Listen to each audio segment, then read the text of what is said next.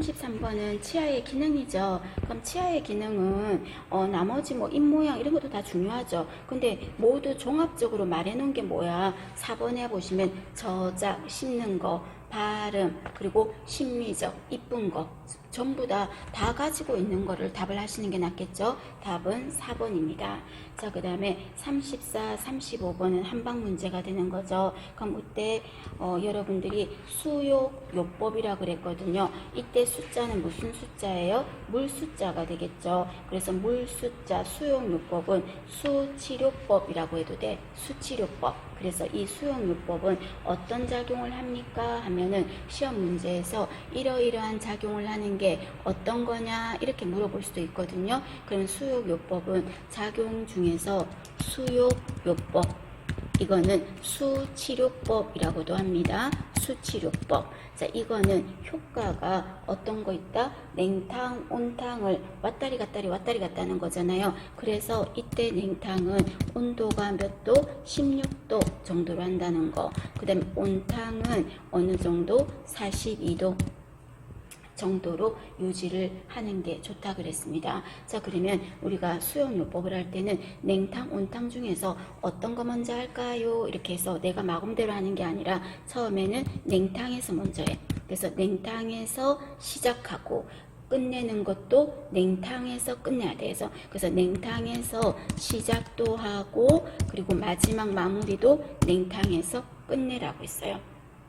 그죠? 그리고 노약자들은 온도차가 지금 여기에서 보시면 16도, 42도니까 한 26도 정도 차이가 났잖아요. 근데 노약자들은 10도 정도 차이가 나야 돼요. 즉 온도차가 너무 많이 나도 안 단다고. 그래서 노약자, 노인들이나 약한 사람들은 한 10도 정도 차이가 나도록 하라. 10도 정도 차이가 나도록 하라. 그러니까 한 냉탕을 한 30도 정도로 한다면 온탕은 40도 정도, 그래서 10도 정도 차이가 나도록 하라 하는 거. 그 다음에 이때 수용요법을 하면 안 되는 사람이 있었죠. 금기. 어떤 사람이 안 된다? 중증 심장질환자. 그래서 중증이라 그랬어. 그냥 조금만 혈압이 있고 이런 거 말고 중증 심장자란 냉탕, 온탕 이 온도 변화가 아주 예민할 수 있죠. 혈관의 문제가. 그래서 이런 사람들은 금기다라고 했어요. 그러면 이 수용요법을 하면 어떤 점이 좋습니까?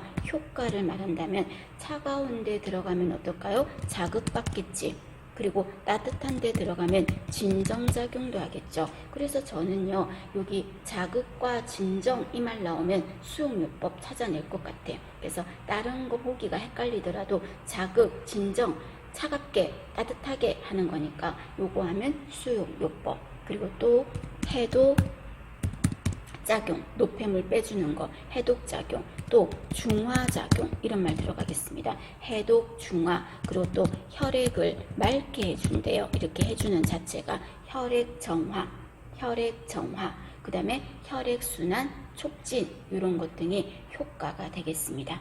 되셨습니까? 수용요법입니다. 자, 그러면 이번에는 여러분 이거는 뭐죠? 이거는 자 동서고금. 그래서 동양도 있고 서양도 있고 옛날에도 있었고 지금도 있는 동서고금의 공통 치료 원리예요. 자, 어떤 거다? 땀 빼는 거요. 땀 빼는 거. 그럼 이런 땀 빼는 거를 뭐라고 합니까? 한증요법이라고 하죠. 한증요법 하는 거는 땀 빼는 거야. 그래서 동양에도 있었고 서양도 있죠. 사우나, 고금, 옛날에도 우리 동양에서도 했죠. 그리고 지금도 하죠. 하는 거 한증요법. 다른 말로 땀을 뺀다 그래서 발한요법이라고도 합니다. 발한요법. 되셨습니까? 자, 그 다음에 이번에는 이거는 뭐죠? 면역작용 이런 말 나올 건데 면역, 그리고 직접 타는 재료를 올려서 하는 거 뭐예요? 국법.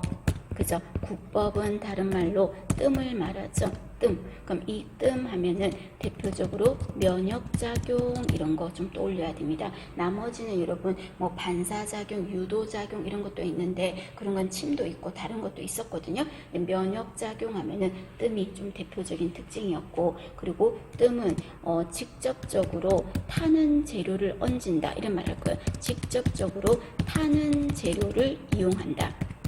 그죠? 이렇게 하면 뜸인 거죠. 그러니까 직접 타는 재료를 이용해서 하는 거니까 여차 잘못하면 뭐가 생겨? 화상. 그래서 화상을 조심해야 된다. 화상을 조심해야 된다. 그래서 얼굴이라든지 이런 데 안 하죠. 그죠? 뜸 하는 거 국법. 그럼 이렇게 뜸을 뜨는 사람을 뭐라고 합니까? 구사. 뜸 뜨는 사람 구사는 의료인에 들어가요, 안 들어가요? 의료인 안 들어가. 그럼 이런 사람을 뭐라고 하죠? 의료유사업자라고 했죠. 의료유사업자. 그죠? 적골사, 침사, 구사 세 사람. 그죠? 뜸. 그 다음 이번에는 자 이거는 뭐죠? 음양을 조절한다. 음양을 조절한다. 이 말에서 지금 포커스 잡을 거야. 음양을 조절한다. 그리고 또 혈액순환을 촉진한다. 이거에서는 긴가민가 할 수 있거든요. 근데 음양 조절. 그 다음에 또 하나 특징이 관절을 원활하고 그 다음에 부드럽게 해준다. 좀 유연하게 해준다는 거죠. 좀 풀어준다는 거죠. 이거는 뭐예요? 마사지죠. 그럼 마사지를 여러분 한방에서는 뭐라고 한다? 추나요법이라고 하죠. 추나요법 또는 추나작용이라고 하죠. 안마, 마사지, 지압 이런 거 들어가죠. 그래서 음양을 조절한다. 관절을 원활하고 부드럽게 해준다. 이런 말 들어가면 추나요법이었습니다.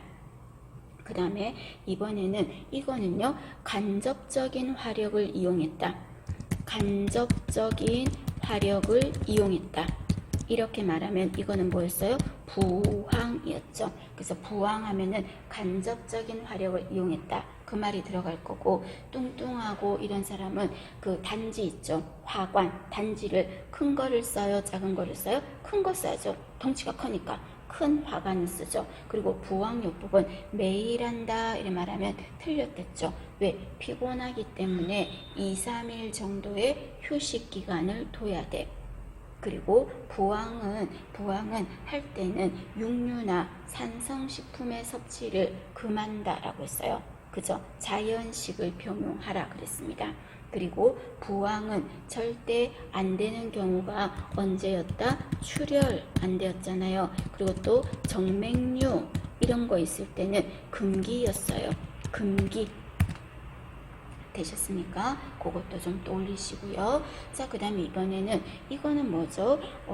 자연에 순응하고 규칙적으로 생활하고 많이 움직이고 소식하고 스트레스 안 받고, 이거는 현대로 친다면 현대의 건강 증진하고 비슷한 거예요. 이거를 한방에서는 뭐라고 한다? 양생이라고 합니다. 양생.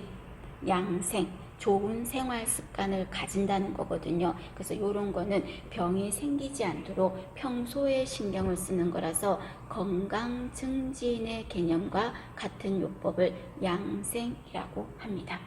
되셨습니까? 자, 정리 한번 해주시죠.